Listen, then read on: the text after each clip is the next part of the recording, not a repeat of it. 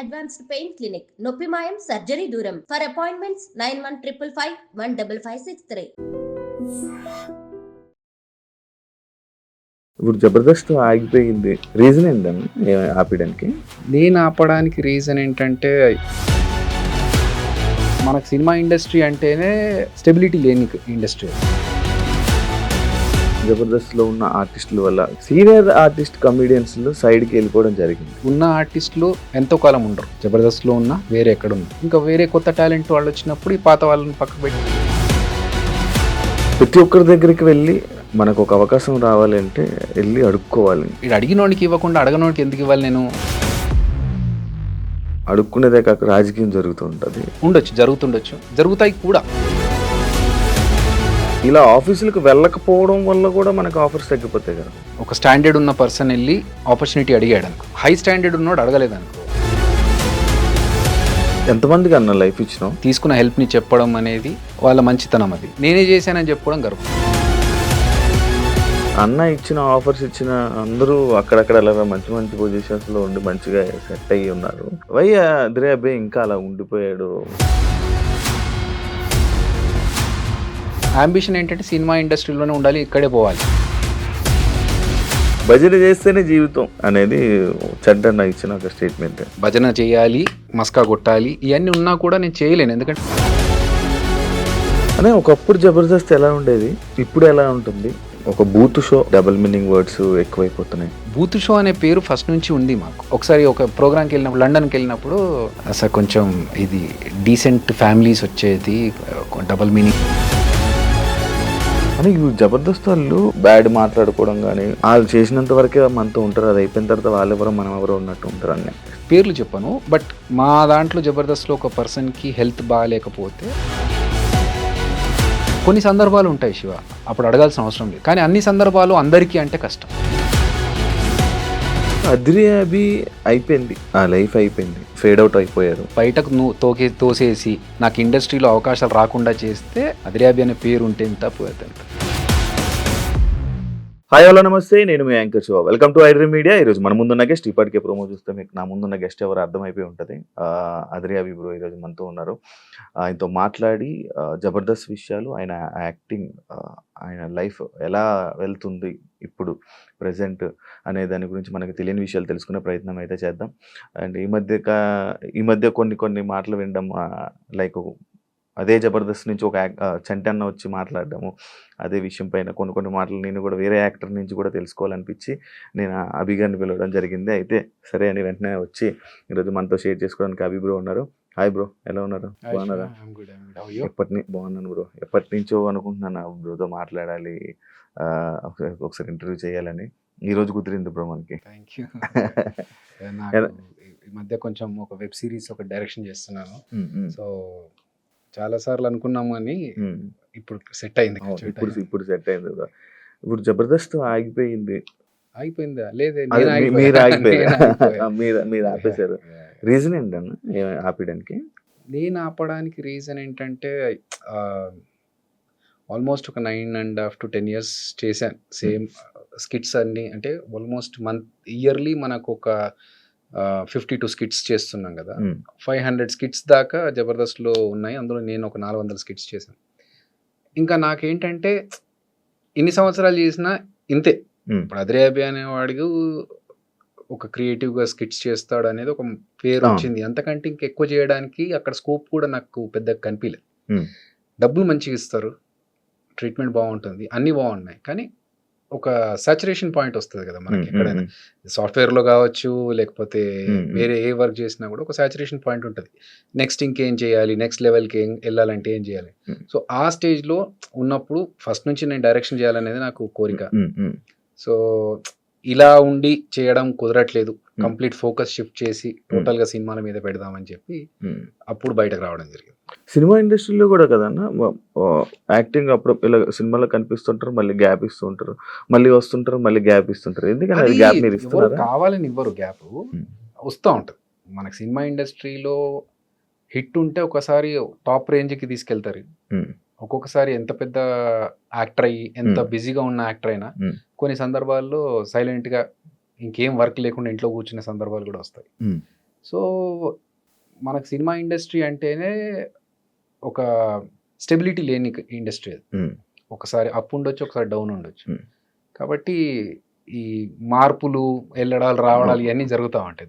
ఈ స్టెబిలిటీ ఎందుకన్నా ఎలా అవుతుంటది? అప్ అండ్ డౌన్స్ రీజన్ అని నేను నా అనాలిసిస్ ప్రకారం ఏంటంటే మోర్ పీపుల్, ఎక్కువ జనాలు, డిమాండ్ తక్కువ ఉండి సప్లై ఎక్కువ ఉంటే, కమర్షియల్ దాంట్లో మాట్లాడాలంటే, కామర్స్ విషయంలో మాట్లాడాలంటే, ఉన్న క్యారెక్టర్స్ కొన్ని ఉంటే సప్లై 100 మంది వచ్చి నిలబడ్డప్పుడు ఓకే వీడికి ఇంత ఇవ్వాలి అమౌంట్, వీడికంటే వాడికైతే ఇంకా తక్కువ ఇచ్చుకోవచ్చు కదా, అప్పుడు మనకు డబ్బులు మిగులుతాయి అని చెప్పేసి తక్కువ అమౌంట్ వచ్చే వాళ్ళని పిక్ చేసుకోవడం వల్ల ఎక్కువ డబ్బులు ఛార్జ్ చేసే పర్సన్ సైలెంట్ ఖాళీ అయిపోతారు అక్కడ. సో ఇది ఇండస్ట్రీలో చాలా సంవత్సరాల నుంచి నడుస్తుంది. కాబట్టి దట్ ఈస్ హౌఎవర్ దేర్. మనకు ఎక్స్ట్రాడినరీ ఇతను కాకపోతే ఇంకెవ్వరూ లేరు అనే ఆప్షన్ క్రియేట్ చేసుకోగలిగితే ఇంకా వాళ్ళకి తిరుగులేదు. అదర్వైజ్ ఇవి అప్స్ అండ్ డౌన్స్. ఇదే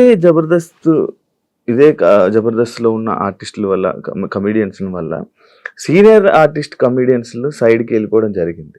అంటే దాన్ని యాక్సెప్ట్ చేస్తారా మీరు? లేదండి, అంటే సినిమాలో ఉన్న కమెడియన్స్కి ఉన్న క్రేజ్ వేరు, టీవీ ఆర్టిస్టులకి జబర్దస్త్లో ఉన్న కమెడియన్స్కి ఉన్న క్రేజ్ వేరు. జబర్దస్త్ అంటే ఏంటంటే రెగ్యులర్గా ఎవ్రీ వీక్ కనిపించడం వల్ల మన ఇంట్లో అబ్బాయి అన్న ఫీల్తో ఉంటారు అందరు. సినిమా ఆర్టిస్ట్ అంటే సినిమా ఆ క్రేజ్లో చూస్తారు. కాబట్టి ఇప్పటికీ మేము బ్రహ్మానందం గారిని, వేణుమాధవ్ అన్నను, ఆలీ అన్నను, వీళ్ళందరినీ ఇన్స్పిరేషన్గా తీసుకుంటూ ఉంటాం. వాళ్ళు చేసిన కామెడీలోంచి అరే మన స్కిట్లో ఇలాంటిది ఏదైనా వాడాలరా, జంధ్యాల గారి మార్క్ కామెడీ కావచ్చు. సో అవన్నీ మనకి ఇన్స్పిరేషన్ వచ్చింది వాళ్ళ నుంచి. జబర్దస్త్ వాళ్ళు కనిపిస్తున్నారు, ఎక్కువగా కనిపిస్తున్నారు, ఈ మధ్య కొంచెం వీళ్ళని చూడడానికి ఎక్కువగా జనాలు వస్తారని చెప్పేసి సీనియర్స్ని కాకుండా కొత్త వాళ్ళని వీళ్ళని తీసుకుంటే ఇంతకుముందు చెప్పినట్టు బడ్జెట్ తక్కువ, ప్లస్ వీళ్ళని ఎక్కువగా చూస్తున్నారు కాబట్టి వీళ్ళైతే ఇంకొంచెం బెనిఫిట్ ఉంటుండొచ్చు అనే ఒక్కటి తప్ప టాలెంట్లో వాళ్ళని మించి అయితే కాదు. సో సేమ్ థింగ్ ఇప్పుడు ఉన్న ఆర్టిస్టులు ఎంతో కాలం ఉండరు, జబర్దస్త్లో ఉన్న వేరే ఎక్కడ ఉన్నా ఇంకా వేరే కొత్త టాలెంట్ వాళ్ళు వచ్చినప్పుడు ఈ పాత వాళ్ళని పక్కకు పెట్టి వాళ్ళని తీసుకుంటారు. It's cycle. ఇప్పుడు డైరెక్షన్ చేస్తున్నారు కదండి, ప్రతి ఒక్కరి దగ్గరికి వెళ్ళి మనకు ఒక అవకాశం రావాలి అంటే వెళ్ళి అడుక్కోవాలి, అడుక్కునేదే కాక రాజకీయం జరుగుతూ ఉంటుంది అని చెప్పి ఒక సందర్భంలో చెప్పడం జరిగింది. అది నిజమా? ఐ మీన్ ఉండొచ్చు, వాస్తవాలు ఉండొచ్చు, దాంట్లో జరుగుతుండొచ్చు కూడా. నేను ఈశ్వర్ సినిమా 22 సంవత్సరాలు ముందు చేశా, మధ్యలో కొన్ని సంవత్సరాలు గ్యాప్ వచ్చింది. ఎందుకంటే నాకు తెలీదు, ఫస్ట్ ఆఫ్ ఆల్ నాకు సినిమా ఇండస్ట్రీ బ్యాక్గ్రౌండ్ లేదు. నేను నా ఫ్యామిలీ అందరు మా దాంట్లో ఫ్యామిలీ నుంచి first person to be a film actor. So నేను సినిమా ఇండస్ట్రీలోకి వచ్చినాక నాకు గైడ్ చేసేవాళ్ళు ఎవరు లేరు. సాఫ్ట్వేర్కి తర్వాత వెళ్ళా, ఫస్ట్ యాక్టింగ్, ఫస్ట్ యాక్టర్ గా వచ్చిన తర్వాతనే సాఫ్ట్వేర్కి వెళ్ళా.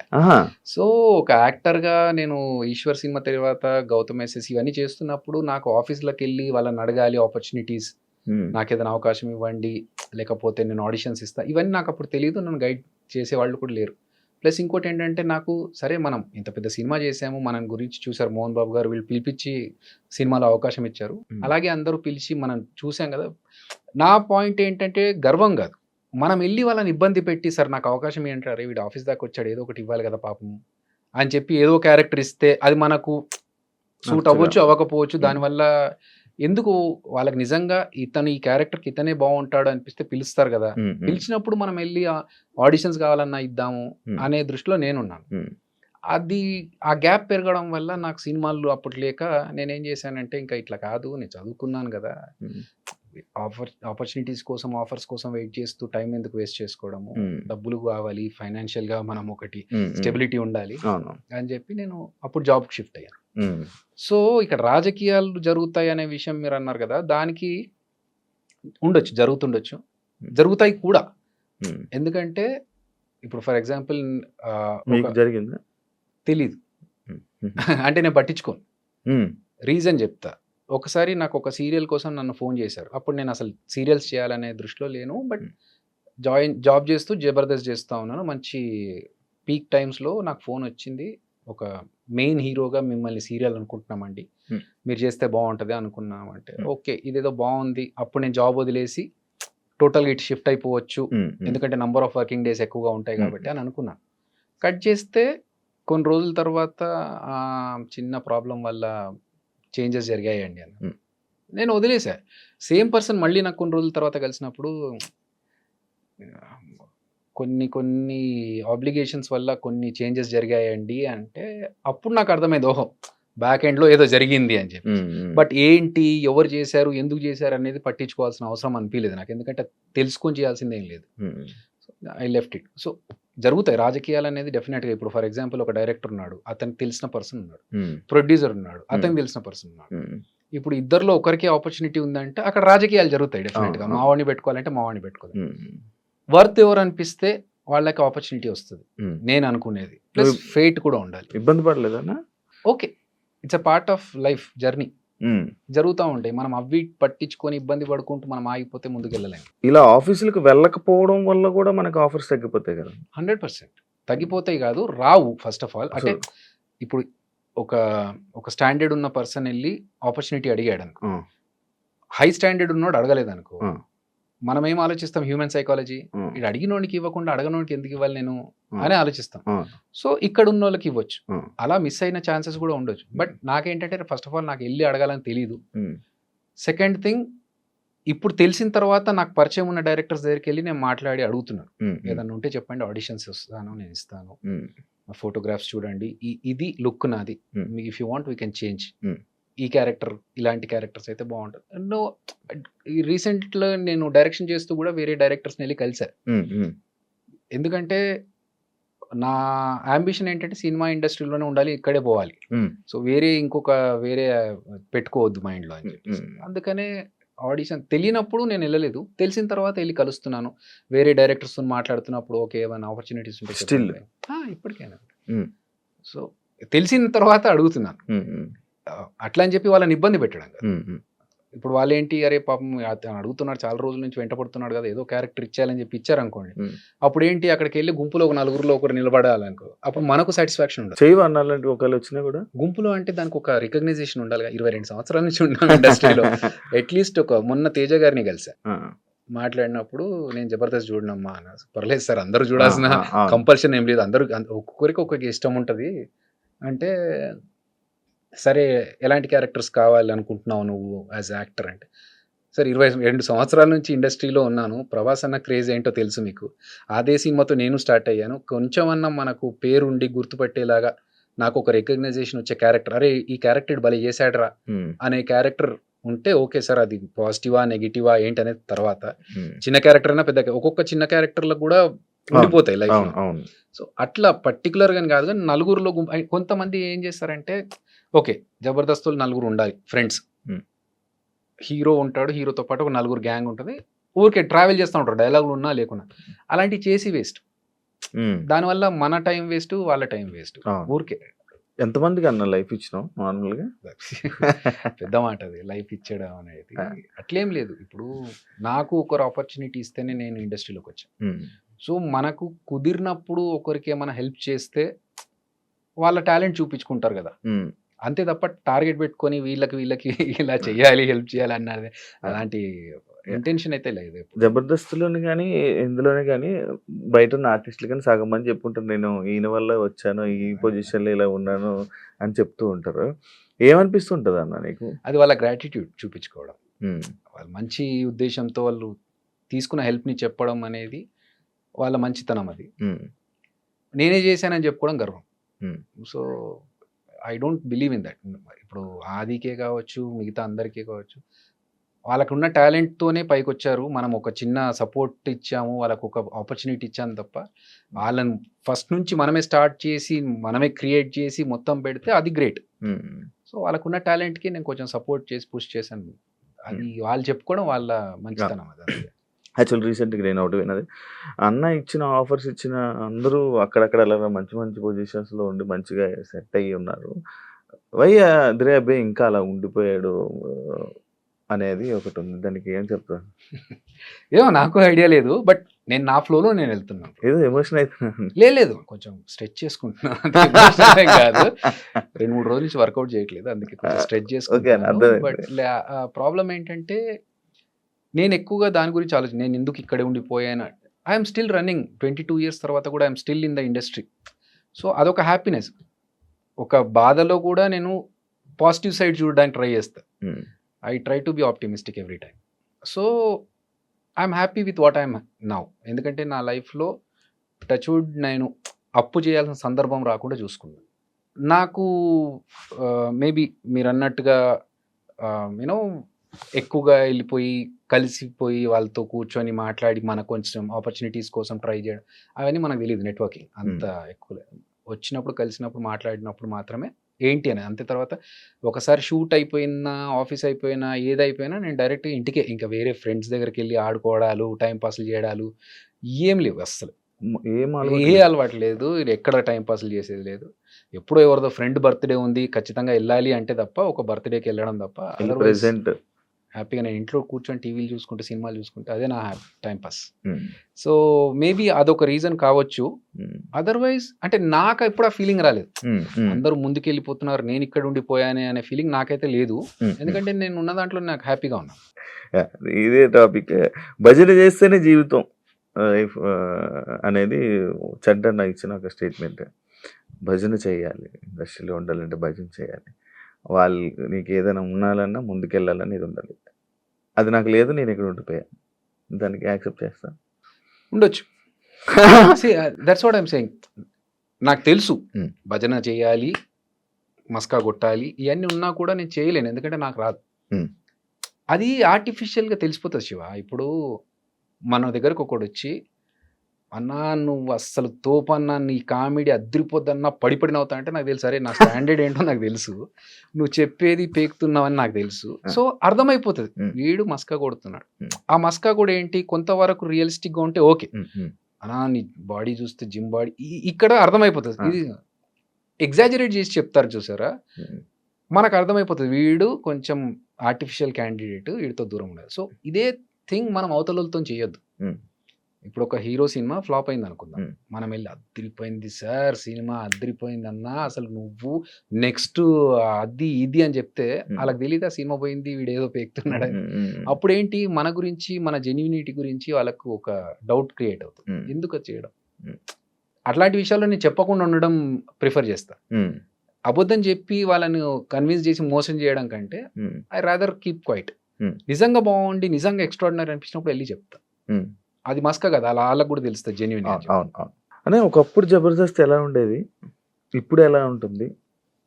రాను రాను ఒక బూత్ షో అని చెప్పి కామెంట్స్, రాను రాను కామెడీ తగ్గిపోయింది, డబుల్ మీనింగ్ వర్డ్స్ ఎక్కువైపోతున్నాయి అనే దానిపై నువ్వేమని చెప్పాలనుకుంటున్నా?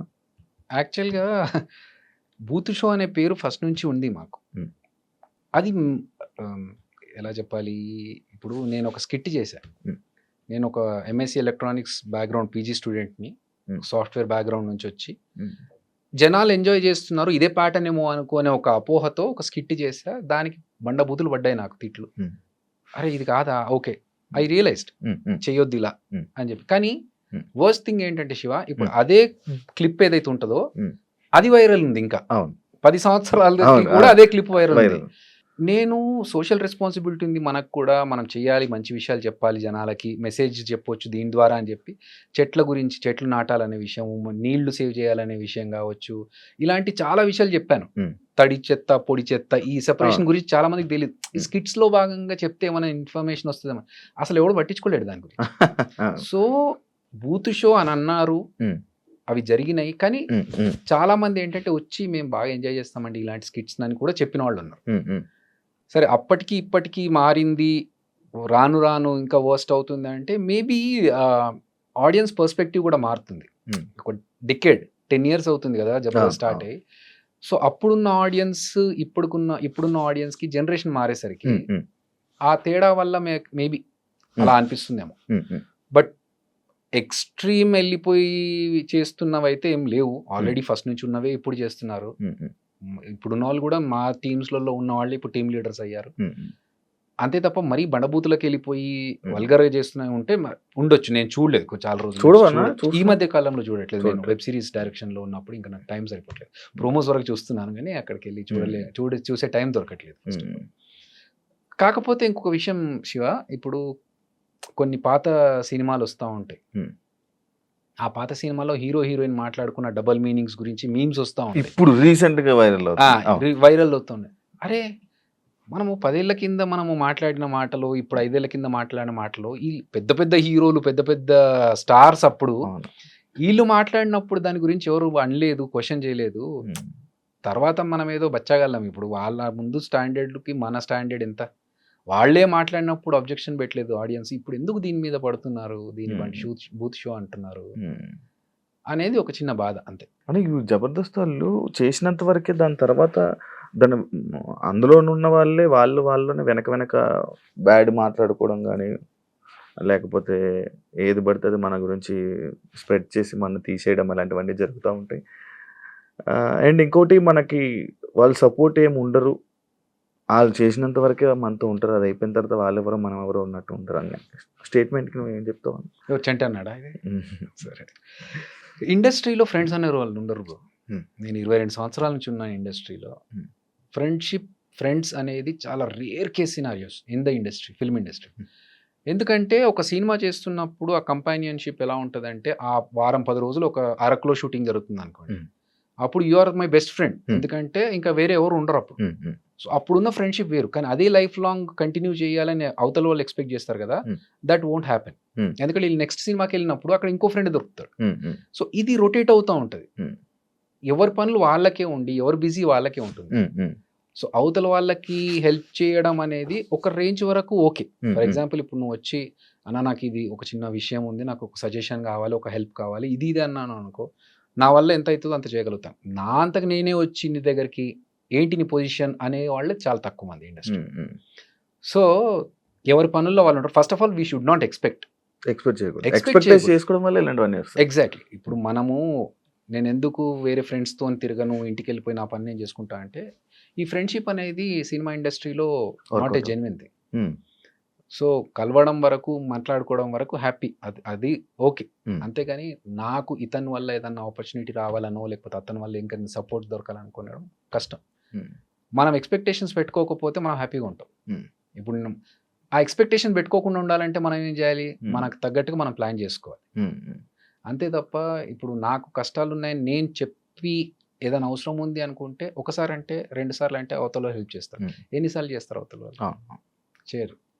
సో అవి ఉన్నాయి. బట్ మా జబర్దస్త్ విషయంలో నేను చెప్పాలనుకుంటున్నాను. ఇప్పుడు మీరు అడిగిన కాంటెక్స్ట్ తెలుసు కాబట్టి పేర్లు చెప్పను. బట్ మా దాంట్లో జబర్దస్త్లో ఒక పర్సన్కి హెల్త్ బాగాలేకపోతే మేమందరం కలిసి సపోర్ట్ చేసుకొని, అతను అడగలేదు అయినా కూడా మన ఫ్యామిలీ మెంబర్, చెప్పేసి అందరం కలిసి సపోర్ట్ చేసాం. అప్పుడు నాగబాబు గారు, రోజా గారు అందరూ సపోర్ట్ చేశారు, డబ్బులు ఇచ్చి ఆపరేషన్ చేయించుకోవడానికి.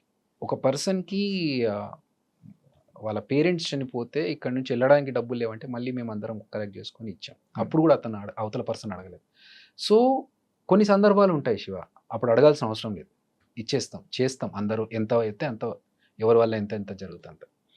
కానీ అన్ని సందర్భాలు అందరికీ అంటే కష్టం.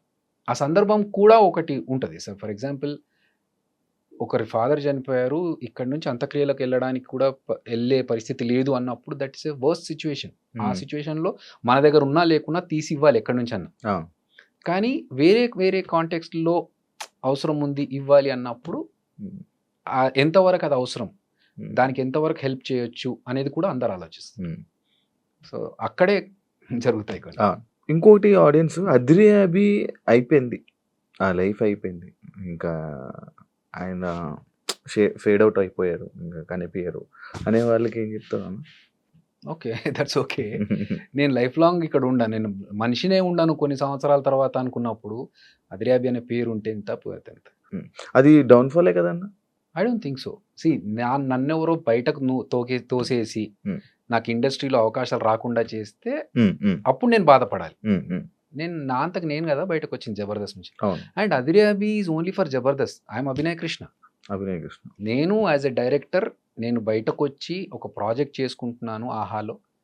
సో నాకు దానికి తగ్గట్టుగా ఒక స్క్రిప్ట్ రెడీ చేసుకున్నాను, డైరెక్షన్ చేసుకున్నాను, ఇప్పుడు కంప్లీట్ అయ్యి పోస్ట్ ప్రొడక్షన్లో ఉన్నాను. So I'm happy with what I'm doing. ఎవడో ఏదో అనుకున్నాడు, దానికి మనం ఆన్సర్ చెప్పాలనేది సిల్లీ.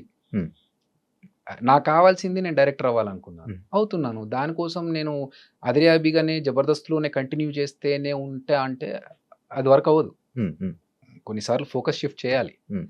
సో దానికి వాళ్ళు పడిపోయాడు, లేడు, అవుట్, ఫేమ్ అవుట్ అనుకుంటే దట్స్ ఓకే.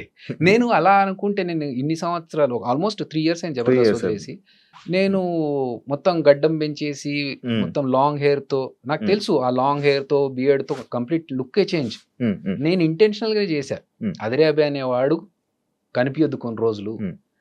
ఒక డిఫరెంట్ పర్సన్ని ఒక యాక్టర్ లాగా చూపెట్టాలి మనము Hmm. అని నేను ఇంటెన్షనల్ చేసినప్పుడు ఇంకొకళ్ళు అవతల వాళ్ళు అనుకుంటే ప్రొఫెషనల్ గా చాలా స్ట్రిక్ట్ అంట కదా బ్రో నువ్వు? I love discipline. ఎందుకన్నా అది? నాకు వచ్చింది స్కూల్ డేస్ నుంచి, నాకు డిసిప్లిన్ వచ్చింది. ఉమ్. అలా ఉంటే కరెక్ట్ అనిపించింది కానీ అది ప్రతిసారి పనికిరాదు అని అంటారు నాకు. ఓకే, ఇండస్ట్రీలో. That's okay. See definitely Yeah. ఇప్పుడు నేను టీమ్ లీడర్గా ఉన్నప్పుడు నా టీం షార్ప్ 7 అంటే 7కి వచ్చేయాలి. Hmm. రాకపోతే I can take action as a team leader. Hmm. But నేను ఇంకొకరి దగ్గర పనిచేస్తున్నప్పుడు if I expect the same thing from other person, Hmm. అతను రాకపోతే నేను అతని దగ్గర యాక్షన్ తీసుకోలేను కదా. ఉమ్, బట్ ఒక 2 సార్లకు 3 సార్లకు అతను తెలుస్తారు వీడు 7 అంటే 7కి వచ్చేస్తున్నాడు, నేనే కొంచెం లేట్ వస్తున్నాను, ఉమ్, అయితే నేను ముందన్న రావాలి, లేకపోతే వీడికి లేట్గానే రమ్మని చెప్పాలి. Hmm. మనం ఎంత పని కరెక్ట్గా చేస్తున్నాం, ఆ టైంకి వచ్చిన వాల్యూ ఏంటనేది Hmm. మనం మెయింటైన్ చేస్తే చాలు. అవతల వాళ్ళు మనకు సేమ్ రిఫ్లెక్షన్ ఇచ్చినా లేకపోయినా మనం ప్రాపర్గా ఉండాలి టైంకి అనేది నా ఫీల్. ఇప్పుడు సడన్ గా డైరెక్షనా లేకపోతే ఫస్ట్ నుంచి అనుకునే నేను చాలా రోజుల నుంచి అనుకుంటున్నాను. ఈవెన్ జబర్దస్త్లోకి రాకముందు నుంచే నా ప్లానింగ్ ఉండింది, డైరెక్షన్ ప్లానింగ్ ఉండింది. ఆల్రెడీ ఒక 2 స్క్రిప్ట్స్ పెట్టుకొని అప్పుడు అప్రోచ్ అయ్యాను. ఆల్మోస్ట్ లాస్ట్ ఇంకా బడ్జెట్ అప్రూవ్ అయ్యే స్టేజ్లో అది హాల్ట్ అయిపోయింది. దాని తర్వాత ఇంకా సర్లే ఇట్లా అయితే కాదు, కొంచెం విల్ ట్రై సంథింగ్ ఎల్స్. మధ్యలో వేణన్న కూడా సినిమా బలగం సినిమా అవును. తీసుకొని రావడం జరిగింది. రైట్, అది బాగా సపోర్ట్ అని మీ అందరికి ఒక బూస్టప్ అనుకుంటా. 100%. ఎందుకంటే అంతకు ముందు మేము జబర్దస్త్ ఆర్టిస్టులు అని చెప్పేసి వెళ్ళి డైరెక్షన్ చేద్దామని అనుకుంటే, మీరు యాక్టర్స్ కదా, మీరు జబర్దస్త్ కామెడీ చేసుకునేటోళ్ళు మీరేం డైరెక్షన్ చేస్తారన్నారు. వేణు ఎప్పుడైతే చేశాడో అప్పుడు వేణు తర్వాత అందరికి ఒక రెస్పెక్ట్ పెరిగింది. అంటే ఓకే మేబీ వీళ్ళు కూడా చేయొచ్చు అట్లని చెప్పేసి ఇమ్మీడియట్ గా ఇచ్చేస్తామని అన్నప్పుడు వాళ్ళు టెస్ట్లు వాళ్ళు పెడతారు, కూర్చోబెట్టి మాట్లాడుతున్నప్పుడు వీడికి ఎంత నాలెడ్జ్ ఉంది ఏంటి అనేది కూడా తెలుసుకుంటారు. సో దానివల్ల మనం ప్రూవ్ చేసుకోవడానికి ఒక మంచి ప్లాట్ఫామ్ ఇచ్చాడు వేణు. ఎందులోనా ఇది ఎందులో రిలీజ్ చేయాలనుకుంటున్నాను? మన ఆహాలో అయిపోయింది షూటింగ్ అయిపోయింది. నేను ఆఫర్ అడుగుదాం అనుకున్నాను అన్న. ముందే తెలిస్తే ఏదైనా ప్లాన్ చేసుకున్నాను. నాకు యాక్టింగ్ అంటే ఇష్టం, ఆఫర్స్ లేక ప్లాన్ చేస్తాను. ఎందుకంటే నేను పోస్ట్ ప్రొడక్షన్ లో ఉంది, నా పార్ట్ యాజ్ ఎ డైరెక్టర్ నా వర్క్ అయిపోయింది. అందుకనే నేను ఇంకో ఫిల్మ్ యాక్టింగ్ వస్తే ఆ ఆపర్చునిటీ తీసుకున్నాను. దానికే లుక్ చేంజ్ ఇప్పుడు. అదర్వైజ్ లాంగ్ హెయిర్ మంచి రోల్, పెద్ద క్యారెక్టర్ అన్న ఒక మెయిన్ లీడ్ గా వచ్చింది ఒక క్యారెక్టర్. సో ఆ సినిమా చేస్తున్నాను. అది చేస్తున్నాను కాబట్టి చేంజ్. అండ్ కాకపోతే అక్కడ సైడ్ నా డైరెక్షన్ సైడ్ అంతా వర్క్ అయిపోయింది కాబట్టి అది అయిపోయిన తర్వాతనే షిఫ్ట్ అయ్యి, అదర్వైజ్ పనులు సగంలో వదిలేసి ఇక్కడ రావడం కరెక్ట్ కాదు. అంటే నువ్వు నార్మల్గా నువ్వు ఇలాగ యాక్టింగ్ చేయాలి, నీది ఇది రోలు, నువ్వే మెయిన్ లీడు ఇది అనగానే వెళ్ళి ఫ్రీగా అది ఏంటి స్టోరీ కూడా వినకుండా వెళ్ళి నార్మల్గా చేసేస్తావా? అలా చేసిన కూడా కొన్ని ఉన్నాయి అంటాను. లేదు, నేను చేయలేదు అట్లా. అలా చేయలేదు. అలా వచ్చిన సినిమాలు సబ్జెక్టులు వచ్చి ఇలా మీరు చేస్తే బాగుంటుంది మెయిన్ లీడ్గా అని కొన్ని సినిమాలు వచ్చాయి, కంటెంట్ అది విని వద్దులే అని చెప్పారు, చెయ్యనని చెప్పారు. ఎందుకంటే అలాంటి కంటెంట్ చేసి పాడు చేసుకోవడం కంటే వద్దు అని చెప్పేసి. అన్న మీలో ఎవరు కోటీశ్వరుడికి క్రియేటివ్ డైరెక్టర్? నేను క్రియేటివ్ డైరెక్టర్. తెలుసా ఎవరికి? అందరికి తక్కువ మంది కదా. అంటే అవసరం ఉన్న వాళ్ళకి తెలుసు. బట్ చిరంజీవి గారు చేసినప్పుడు మీలో ఎవరు కోటీశ్వరుడు 4th సీజన్ అది. అవును, ఆ సీజన్ కి నేను క్రియేటివ్ డైరెక్టర్గా చేశాను. అప్పటికి నీకు ఫేమ్ ఉండే కదా? అప్పటికి జబర్దస్త్ చేస్తున్నాను. మరి ఎందుకన్నా అది? నాకు చిరంజీవి గారితో వర్క్ చేయడం, ఆయన అప్పటికి ఇంకా 150 రిలీజ్ అవ్వలేదు. సో అది షూటింగ్ లో ఉంది, ఈ ఆపర్చునిటీ ఉంది. చిరంజీవి గారు చాలా గ్యాప్ తర్వాత is coming back into cinema. So ఆ టైంలో ఈ ఆపర్చునిటీ వచ్చినప్పుడు నేను ఎట్లా మిస్ చేసుకోవాలి? నేను ఇంకా మీరు అడిగారా? వచ్చిందో నాకు ఇది రిక్వైర్మెంట్ ఉందని తెలిసింది క్రియేటివ్ డైరెక్టర్ గా. నేను if you are okay then I can work అని చెప్పేసి ఇంటర్వ్యూ జరిగింది. ఇంటర్వ్యూలో వాళ్ళకు నేను ఒక పీపీటీ షేర్ చేసి అవన్నీ చేసి ఆల్రెడీ కార్పొరేట్ స్టైల్లో వర్క్ చేసుకున్నాను కాబట్టి, సో వాళ్ళకి అది నచ్చి తర్వాత వాళ్ళు నన్ను తీసుకున్నారు. తర్వాత చిరంజీవి గారికి ఇంట్రడ్యూస్ చేసినప్పుడు చూశాను ఈ అబ్బాయిని అంటే, సార్ నేనే సార్ అభి అంటే, నువ్వేంటి ఇక్కడ డైరెక్షన్ డిపార్ట్మెంట్ క్రియేటివ్ డైరెక్టర్? నాకు ఇంట్రెస్ట్ సార్, మీతో కలిసి వర్క్ చేస్తే హ్యాపీగా ఉంటుంది. అండ్ అదే కాకుండా 'బాహుబలి' మూవీ టైంలో రాజమౌళి గారితో వర్కింగ్ అవును. ఎక్స్‌పీరియన్స్ ఏంటన్నా? చాలా వాస్ట్ ఎక్స్‌పీరియన్స్ అది. నేర్చుకోవడానికి చాలా ఉందక్కడ. హ్మ్. ఫస్ట్ ఆఫ్ ఆల్ అక్కడ డిసిప్లిన్ అనేది అక్కడ నాకు ఇంకా స్ట్రాంగ్ అయింది. హ్మ్. అంటే ఒక స్టేజ్‌కొచ్చిన తర్వాత ఆయన కూడా రాజమౌళి గారు కూడా అంత పర్ఫెక్ట్ టైమింగ్ మెయింటైన్ చేస్తూ హ్మ్. ఒక పద్ధతి ఎళ్తున్నారు అన్నప్పుడు హ్మ్. మన బతుకులెంత ఆ! మనం ఎందుకు చేయకూడదు ఇలాగే? ఆ! ఆ! అంత అవును. సక్సెస్ అవ్వాలంటే హ్మ్. ఆ హ్మ్. డిసిప్లిన్ ఉండాలేమో. హ్మ్. హ్మ్. అది ఇంకా మనం గట్టిగా పెట్టుకోవాలి కదా! హ్మ్. అని చెప్పేసి ఆయన దగ్గరికి వెళ్ళడం ఓన్లీ డైరెక్షన్ నేర్చుకోవడానికే వెళ్లారా అన్న? యెస్. డైరెక్షన్ అవును. నేర్చుకోవడానికి. అదే ఆయన పరిచయం కదా! మరి ఆయన మూవీ ఆఫర్ గాని, అడగడం గాని అలాంటివి ఏం చేయలేదా మీరు? హుహు. ఆయన్ని అడగడం గాని? లేదు. అంటే నాకు అదృష్టం ఏంటంటే, నేను రాజమౌళి గారు 'ఈగ' సినిమా చేస్తున్నప్పుడు కంటే ముందు నుంచే పరిచయం. ఆహా! అంటే నే ఎలా అన్న? ఎలా అంటే రవీంద్ర భారతిలో నేను ఒకసారి స్టేజ్ ప్రోగ్రామ్ చేశా. ఆ! కీరవాణి గారు దానికి గెస్ట్‌గా వచ్చారు. ఆ! అది చూసి ఆయన ఫుల్‌గా ఇంప్రెస్ అయిపోయి నా డాన్స్ ఇమిటేషన్ చూసి హ్మ్. హ్మ్. నాకు డాన్స్ ఇమిటేషన్‌లో లిమ్కా బుక్ ఆఫ్ రికార్డ్స్ ఉంది. ఆ! సో, ఆ డాన్స్ ఇమిటేషన్ కీరవాణి గారు చూసి ఎళ్లి ఇంట్లో డిస్కషన్‌లో "అరే! ఒక ప్రోగ్రామ్‌కెళ్ళొచ్చాను. ఒక అబ్బాయి భలే చేశాడు" అని చెప్తే, హ్మ్. హ్మ్. అవునా అని చెప్పేసి నా ఫోన్ నంబర్ ఏం లేవు వాళ్ళ దగ్గర. హ్మ్. హ్మ్. వాళ్ళు ఎంక్వైరీ చేపిచ్చి అబ్బాయిని పిలిపించండి అని హ్మ్. ఒక 3, 4 రోజులు హ్మ్. అయిన తర్వాత అప్పుడు నేనొస్తే హ్మ్. అప్పుడు పిలిచి మాట్లాడి హ్మ్. నీ గురించి చాలా గొప్పగా చెప్పాడు మా పెద్దన్న. హ్మ్. ఏదో ఒకసారి చూపెట్టు నీ పెర్ఫార్మన్స్ అంటే అప్పుడు చేశారు. హ్మ్. ఇంకా వాళ్ళు ఫుల్‌గా ఎంజాయ్ చేశారు. ఇంకా అక్కడి నుంచి వాళ్ళతో పరిచయం పెరిగింది. హ్మ్. తర్వాత 'యమదొంగ' టైంలో వాళ్ళ ఆడియో ఫంక్షన్‌కి నాకు కొన్ని సలహాలు అడిగారు. 'ఈగ' టైంలో ఆ మాస్కెట్ ఆడియో ఫంక్షన్‌లో ఒక మాస్కెట్ ఉంటది. ఆ! ఆ! ఈగలాగా అవును. అవును. ఆ ఐడియా డిస్కషన్‌లో నేను ఐడియా చెప్పింది నేనే. హ్మ్. సో, అట్లా పరిచయం ఏర్పడింది. హ్మ్. ఇప్పుడు నేనెళ్ళి సార్ నాకొక ఆపర్చునిటీ ఇవ్వండి యాక్టింగ్‌కి అంటే, ఫస్ట్ ఆఫ్ ఆల్ రాజమౌళి గారి సినిమాలో ఎలా ఉంటాయో తెలుసు. హీరో, విలన్ తప్ప ఇంకా మిగతా వాళ్ళ క్యారెక్టర్స్ ఎలా ఉంటాయి. మనకున్న దీనికి మనం ఎళ్లి ఏదో అడిగి హ్మ్. ఎందుకు ఇబ్బంది పెట్టడం? నేను చెప్పా గదా! హ్మ్. హ్మ్. వాళ్ళకు అలాగే వాళ్ళు కూడా. హ్మ్. 'ఈగలో' ఒక కానిస్టేబుల్ క్యారెక్టర్ ఉంటది. హ్మ్. అరే! దీనికి వీడైతే బావుంటది గదా! అని చెప్పి నన్ను పిలిపిచ్చి, "ఈ క్యారెక్టర్ ఉందిరా చేసేయి" అన్నారు. హ్మ్. హ్యాపీగా ఎళ్లి చేసుకొనొచ్చా. హ్మ్. తర్వాత 'బాహుబలిలో' అలాగే హ్మ్. అసిస్టెంట్ డైరెక్టర్‌గా వర్క్ చేస్తున్న టైంలోనే పిలిచి ఒక క్యారెక్టర్ ఉంది నువ్వు వెళ్లి గెటప్ ఏసుకొని రా అన్నారు. ఏం అర్థం కావట్లేదు. హ్మ్. సో, వాళ్ళిచ్చారు. హ్మ్. ఇచ్చిన దాన్ని నేను ఏమంటారు మహాప్రసాదంలాగా తీసుకున్నాను. హ్మ్. ఆ చిన్న చేసిన వన్ డైలాగ్ క్యారెక్టర్ అయినా కూడా నాకు ఉండిపోయింది లైఫ్‌లో. హ్మ్. చిరంజీవి గారు కూడా గుర్తుపెట్టుకొని చెప్పారు. 'బాహుబలిలో' చూసానయ్యా నీ సెకండ్ క్యారెక్టర్. టైమ్ కదా నువ్వు మళ్ళీ 'బాహుబలికి' ప్రభాస్‌తోని మళ్ళీ చేయడం సెకండ్ టైమ్. కరెక్ట్. 'బాహుబలిలో' ఆ! కాకపోతే 'ప్రభాస్' అన్న కాంబినేషన్ లేదు. ఆ! బట్ మాట్లాడారా ఫ్లోర్? అయ్యో! ఆ! రెగ్యులర్‌గా పక్కనే కదా! అసిస్టెంట్ డైరెక్టర్ ఉన్నప్పుడు ఇంకా అదే. పక్కనే అదే. ఉంటారు. అది మాట్లాడడం యాహ్! అవన్నీ యాహ్! యాహ్! గుర్తున్నాయా? ఆయనకి అయ్యయ్యో! గుర్తుందా? రాగా ఫస్ట్ చూడగానే నువ్వేంటి ఇక్కడ డైరెక్షన్ ఆర్టిస్ట్ కదా నువ్వు అక్కడ same question same Chiranjeevi question గారు, చిరంజీవి గారు మళ్ళీ అడిగారు. ప్రభాస్ గారు. నాకిష్టం అన్నా. హ్మ్. సరే మనోళ్ళంతా ఎలా ఉన్నారు ఇంకా అన్ని డిస్కషన్స్ అయిపోయిన తర్వాత హ్మ్. ఇంకా అప్పుడు రిహార్సల్స్ వాళ్ళంతా చేస్తుంటే నేను పక్కన కూర్చొని హ్మ్. ఏంటి ఎవరెవరు ఏ టైంకొస్తున్నారు, ప్రాక్టీస్ ఎలా చేస్తున్నారంతా ఓకే. నేను మానిటరింగ్ యాహ్! చేయాలన్నట్టు. ఏం అనిపియదా అన్న? అరే! నేనేంటి ఇలా చేయడం అని? మనకిష్టమున్న వర్కే కాబట్టి మనం చేస్తాం. హ్మ్. సో, దానికి అనిపించడం అనేది యాహ్! పెట్టుకోదు మైండ్‌లో first of all. 'Eshwar' cinema తర్వాత అన్న నీకేమన్నా నీ లైఫ్‌లో కెరీర్ మారడం గాని, నీ లైఫ్ యాక్టింగ్ గాని ఏమైనా కొత్తగా లైఫ్ జర్నీ టర్న్ అవ్వడం ఏమైనా జరిగిందా? లేకపోతే ఎప్పుడు ఉండేలాగానే ఉందా? చాలా జరిగినాయి. ఎలా ఇప్పుడు వచ్చిందన్న అసలు మామూలు ఆఫర్ మార్పులు. గూడా? 'ఈశ్వరా' హ్మ్. సేమ్ కీరవాణి గారు ఎలా చూసారో అదే 'రవీంద్ర భారతిలో' ఆహ్, 'జంధ్యాల హాస్యోత్సవం' అని చెప్పేసి హ్మ్. ఒక కార్యక్రమం జరిగింది. హ్మ్. దాంట్లో నేను ఇమిటేషన్ డాన్స్ చేస్తుంటే జలదంకి సుధాకర్ గారని రైటర్ హ్మ్. పరుచూరి బ్రదర్స్ దగ్గర ఆయన గోస్ట్ రైటర్‌గా హ్మ్. చేశారు. హ్మ్. హ్మ్. ఆయన జయంత్ గారికి హ్మ్. ఈ సినిమా డైలాగ్స్ రాస్తున్నప్పుడు 'ఈశ్వర్' సినిమా ఫ్రెండ్ క్యారెక్టర్‌కి ఈ అబ్బాయి బావుంటాడు సార్ కొంచెం అంటే అందులో 'ఈశ్వర్‌లో' ప్రభాస్ అన్న ఫ్రెండ్ పక్కన హ్మ్. ఫ్రెండ్‌లో అవును. ఒకడికి సినిమా పిచ్చి. అవును. ఆ క్యారెక్టర్‌కి నా డాన్స్ ఇమిటేషన్ చూసి అరే! ఈడైతే కరెక్ట్‌గా యాప్ట్ అని చెప్పేసి పిలిపిచ్చారు. హ్మ్. హ్మ్. పిలిపిచ్చి ఆడిషన్స్ చేస్తే ఈ క్యారెక్టర్‌కి బాగా సూట్ అవుతావు నువ్వు అని చెప్పేసి ఆ క్యారెక్టర్‌లో పెట్టాడు. హ్మ్. నాకు చెప్పడం ఏంటంటే 'ఈశ్వర్‌లో' ఫస్ట్ ఈ సినిమాలో ప్రభాస్ అండ్ నలుగురు గ్యాంగ్‌లో హ్మ్.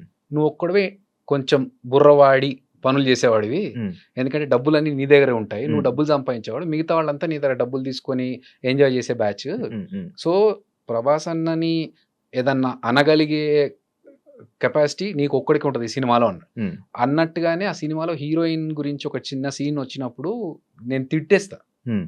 ఏంట్రా దాని వెంట పడుతున్నావు ఊరుకూరికే? హ్మ్. నీకు పని లేదా అని చెప్పేసి. సో మిగతా వాళ్ళు ఎవరు అలా ఉండరు. నా క్యారెక్టర్ అలాంటిది. సో అలా డిజైన్ చేసుకున్న క్యారెక్టర్కి ఆడిషన్స్లో నన్ను సెలెక్ట్ చేసి అక్కడి నుంచి నా సినిమా లైఫ్ స్టార్ట్ అయింది. అప్ అండ్ డౌన్స్, క్యారెక్టరైజేషన్ చేంజ్లు చాలా జరిగాయి. యాజ్ ఎ ఫ్రెండ్గా ఎంటర్ అయ్యాను. మధ్యలో కొన్ని రోజుల తర్వాత ఒక చిన్న 2 సినిమాలు హీరోగా వచ్చాయి.